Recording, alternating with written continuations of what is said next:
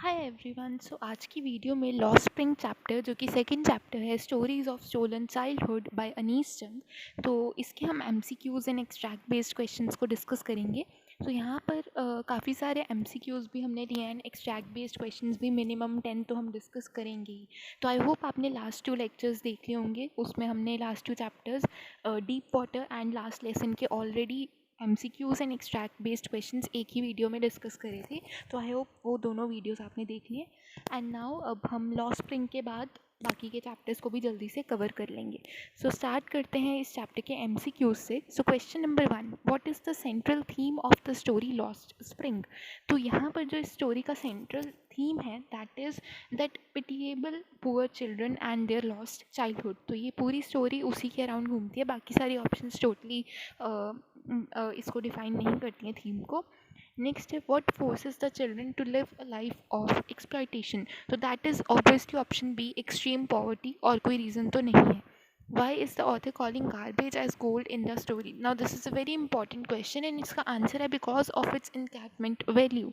Now next चलते हैं, what does the title Lost Spring symbolize? Now this is another important question and इसका जो answer है that is lost blooming childhood. तो यहाँ पर जैसे आप चैप्टर की नेम से ही जानते हैं stories of stolen childhood, तो यहाँ पर लॉस्ट स्प्रिंग में हम चिल्ड्रन के जो ब्लूमिंग चाइल्डहुड है उसके खो जाने के बारे में पढ़ते हैं। नेक्स्ट है what efforts can help Mukesh materialise his dream of becoming a car driver. So इसमें आप ऑप्शन देखिए, hard work obviously this will help, going to garage obviously ये इकोनॉमिक फ्रंट पे उसकी हेल्प करेगा। नेक्स्ट है guidance of his own owner. तो obviously guidance कोई भी ड्रीम अचीव करने के लिए काफ़ी इम्पॉर्टेंट होती है। तो ये तीनों ऑप्शंस बिल्कुल करेक्ट हैं। So our answer will be all of these. What compels the workers in Bengal industry of Firozabad to poverty? Now here आप देख सकते हैं कि ऑप्शन नंबर 1 जो है कास्ट एंड एंसेस्ट्रल प्रोफेशन, तो बिल्कुल सही बात है, ये पॉवर्टी का एक रीज़न है। Bureaucrats and politicians obviously another reason, Karma theory and society this is another reason. And in सब रीजन्स के बारे में स्टोरी में काफ़ी अच्छे से डिटेल में डिस्कशन भी हुई है। सो यहाँ आंसर अगेन डी पार्ट हो जाएगा all of these. Now moving to the next one, but promises like mine abound in every corner of his bleak world. This suggests that. Now the answer here is there is no dearth of promises which remain unfulfilled. तो ये हमारा answer था। And please note कीजिए, question important इसलिए भी हो जाता है क्योंकि सीबीएसई ने अपने क्वेश्चन बैंक में डाला था। सो सीबीएसई खुद ऐसे क्वेश्चंस डाल रहे हैं, तो अगेन इसके चांसेस आने के काफ़ी हाई हैं। From this chapter it is evident that the author has an attitude of. तो ऑथर के एटीट्यूड के बारे में हमें बताना है। सो शी इज़ सिंपथेटिक, तो यहाँ आंसर आएगा sympathy. Next, that's why they left looking for gold in the big city. Here gold indicates, तो गोल्ड के ऊपर अगेन क्वेश्चन है that is means of survival. तो यहाँ पर गोल्ड ही सब कुछ इंपॉर्टेंस रखता है, so that means of survival. Next, choose the correct statement. Choose the statement that is not true about rag pickers in Simapuri. So, children are equally involved in rag picking as their parents. Yes, ये true statement है। The rag pickers settle down in a place permanently. तो हाँ, ये भी सही है। Rag picking has accomplished itself as a skill and a form of art. So this is not true. This is a wrong statement. Rag pickers live in unsteady shanties on the outskirts of Delhi. Yes, ये बिल्कुल सही statement है। तो हमारे यहाँ पर MCQs ख़त्म हो गए हैं। तो इसी के साथ अब हम स्टार्ट करते हैं अपने एक्सट्रैक्ट बेस्ड क्वेश्चंस। तो जैसे कि मैंने आपको स्टार्टिंग में ही कहा था, यहाँ पर हम 10 एक्सट्रैक्ट बेस्ड क्वेश्चंस को डिस्कस करेंगे। तो पहले एक्सट्रैक्ट्स हम रीड नहीं करेंगे क्योंकि ये ऑब्वियसली आप खुद कर सकते हैं। एक बार आप पॉज करके एक बार रीड कीजिए, हम सीधे क्वेश्चंस को डिस्कस करेंगे। तो हाँ, आप स्टार्ट करते हैं। पहला क्वेश्चन इसमें देखिए, आप एक बार आई होप आपने रीड करा होगा पॉज करके। तो अगेन ये सीबीएसई के क्वेश्चन बैंक से, सो काफ़ी इंपॉर्टेंट क्वेश्चन ही अपने आप में ही है। तो यहाँ पर क्वेश्चन नंबर 1 देख लेते हैं। The simile dream looks like a mirage amidst the dust of streets indicates that his dream was. तो यहाँ हमें ड्रीम बताना है। तो that is illusory and indistinct. तो यहाँ पर यही मीनिंग है इस चीज़ का। तो काफ़ी अच्छा क्वेश्चन है ये अपने आप में ही। I will learn to drive a car, he answers looking straight into my eyes. This sentence highlights Mukesh was. So Mukesh की क्वालिटीज़ बतानी है इस सेंटेंस को देख के कि I will learn to drive a car. तो आप देख सकते हैं कि एक तो डिटर्मिन्ड था वो कि उसे सीखनी ही सीखनी है, एंड एम्बिशियस था, उसका कितना बड़ा एम्बिशन था कि एक कार को ड्राइव करना, उसे सीखना है। तो यहाँ आप ऑप्शंस देखें, हमने सिलेक्ट किया डिटर्मिन्ड एंड एम्बिशियस, तो यहाँ आंसर हो गया A part, first and fifth option. Next, which of the following statements is not true with reference to the extract. तो आप एक्सट्रैक्ट एक बार पढ़ा होगा, तो यहाँ पर जो हमारा आंसर आने वाला है that is Firozabad has emerge as a nascent producer of bangles in the country, so this statement is false. Every other family in Firozabad is engaged in making bangles indicates that। तो यहाँ पर इसका indication का यही है कि majority of the population in Firozabad is involve in bangle making. तो काफ़ी इजी क्वेश्चन था ये।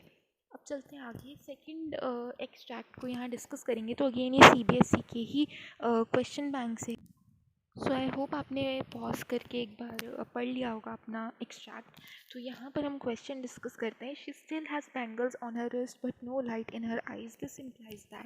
दिस implies कि though she is married, her eyes are devoid of happiness, so she is not happy by her heart. He has a roof over his head, the tone of the author is, so he is optimistic कि at least उसके पास एक छत तो है ऊपर उसके head के, that he can live. Next, choose the term which best matches the statement. The young one echo the lament of the elders. So यहाँ पर जो आंसर है दैट इज़ रीइट्रेशन। ठीक है, तो ये रिपीट होता जाता रहता है ये प्रोसेस। नेक्स्ट है, years of mind numbing toil have killed all initiative and ability to dream. This shows that the drudgery of work has destroyed the willingness to improve their lot. So this is the answer. अगले extract पे चलते हैं। सो यहाँ पर आपने I hope पढ़ा होगा pause करके। In phrase transit homes refer to dwellings that are. So dwellings यहाँ पर ट्रांजिट होम्स की बात करें तो दैट इज़ टेम्प्रेरी, यहाँ पर टेम्प्रेरी घर होते हैं उनके। Identify the figure of speech used in sentence garbage to them is gold. So यहाँ पर हमें फिगर ऑफ स्पीच बताना है and that is hyperbole. Next है, choose the term which best matches the statement. Food is more important for survival than an identity. तो यहाँ answer necessity की, वो इतना ज़्यादा नेसेसरी है उन लोगों के लिए। What does acquired the proportions of fine art mean. तो यहाँ आंसर है rag picking has attain the position of a skill. अब अगले एक्सट्रैक्ट पे चलते हैं। तो ये एक लाइन है, आपने आई होप पढ़ा होगा इसको। तो सबसे पहले तो हमने इसने ऑथर ही पूछा है, तो हमने वो स्टार्टिंग में ही डिस्कस किया था, that is Anees Jung. Next, who are he and they in the above lines. तो जो यहाँ पर ही है that is he and they, that is the family members of Saheb. Next, where did storms hit and sweep field and home. So that was Dhaka. ठीक है, बांग्लादेश में था। Next है, what do they now do. So they do rag picking, B option. अगला हम चलते हैं fifth extract पे। तो यहाँ पर अगेन एक ही लाइन पर बेस्ड है। From which lesson has the extract been taken. Now this is obviously Lost Spring. Who is I refer to here. I is author, author narrate कर रहा है। What promise had I made to the listener. So the promise की start a school for less privileged. Starting में ही आपने story किया पढ़ा था। What is the meaning of the word abound. Now abound means plenty, बहुत सारा। Now again आज पता नहीं क्या हो रहा है। हाँ, तो अभी करते हैं सिक्स्थ वाला finally. Who is I in the above extract. तो ऑब्वियसली वो ऑथर है। Who is I often seen. So that is children walking barefoot on streets. तो what has I often seen. तो that is children walking barefoot on streets. What explanation is given for people staying barefoot. So that is their traditional barriers. What is author's view for people staying barefoot. That is due to poverty. अगले पे चलते हैं। तो read कीजिए 1 minute लगाकर इन lines को, इस extract को। एंड अब हम क्वेश्चन स्टार्ट कर रहे हैं। Who are we in the above lines. तो यहाँ पर they are refugees living in Seemapuri. From where have they come. So they have basically come from Dhaka which is in Bangladesh. Why are they not willing to go back to the homeland. Because they have no means of living there. Which word in the passage means old and torn. So that is about tattered. Next अब अगले extract पे चलते हैं। तो वो फटाफट से निपटाते हैं इसे। It has acquired the portions of fine art garbage to them is gold. तो ये वही वाली लाइन है। Again what is it in the above line? So it here is the job of rag picking. Who are them here? So them are the rag pickers, B option. How is garbage gold for them? Because it is a means of earning daily bread. एक तो पैसे and दूसरा means of roof over the head. जो उनके सिर पर छत है उसका भी यही गोल्ड का कारण है। सो सी ऑप्शन यहाँ पर आंसर होगा। अगला, garbage has different meaning for rag picker. For the children garbage is, so garbage is a surprise for the children. Now this was a good question. अगले एक्सट्रैक्ट पे चलते हैं, सेकेंड लास्ट है। For one who has walked barefoot even shoes with a hole is a dream come true. So ये बहुत important line है। इसको explain करने के लिए भी बोलते हैं अगर सब्जेक्टिव पेपर होता तो, बट एनीवेज यहाँ पर हम फर्स्ट स्टार्ट करते हैं। Who is he in the above line? So he is Sahib. Sahib की ही रैग पिकिंग स्टोरी थी तो ऑब्वियसली वही होगा। Whose shoes did he get? So he got the shoes of a rich boy, जिसने उन्हें फेंक दिया था सिर्फ एक होल होने पर ही। What game was he watching? So he was watching tennis. Why playing the game is out of his reach? Because of his poverty. So he cannot play tennis because he's very poor. He cannot afford to play that game. Last extract पे पहुंच चुके हैं तो 1 minute लगा कर इसे read करो। हाँ, तो अब क्वेश्चन पढ़ते हैं। What change occurs in sahibs life? So change यहाँ पर था कि he started working at a tea stalls. Now this is a very important extract, ठीक है। How much is he paid for a month? So he is paid ₹800। ये आपको याद होना चाहिए कि 800 रुपीज़ उसे मिलते थे। Why did he carry what did he carry earlier in his hand? So earlier तो रैग बैग था, ना it is a milk bottle.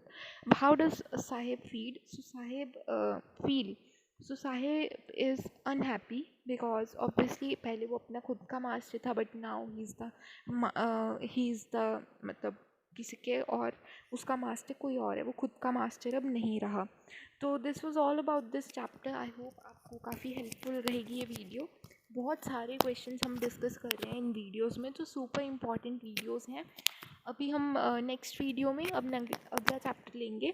हमने ये जो फ्लेमिंगो है इसके आपके 3 चैप्टर आ रहे हैं, तो तीनों के तीनों हमने डिस्कस कर लिए हैं। अभी अगली वीडियोस में हम पोइट्री वाले पार्ट को भी लेंगे एंड जो आपके दूसरी बुक है विस्टास उसके भी 2-3 चैप्टर हैं उनको भी हम पिक करेंगे। तो thank you so much for watching this video and I will see you all in the next one. Till then, good bye.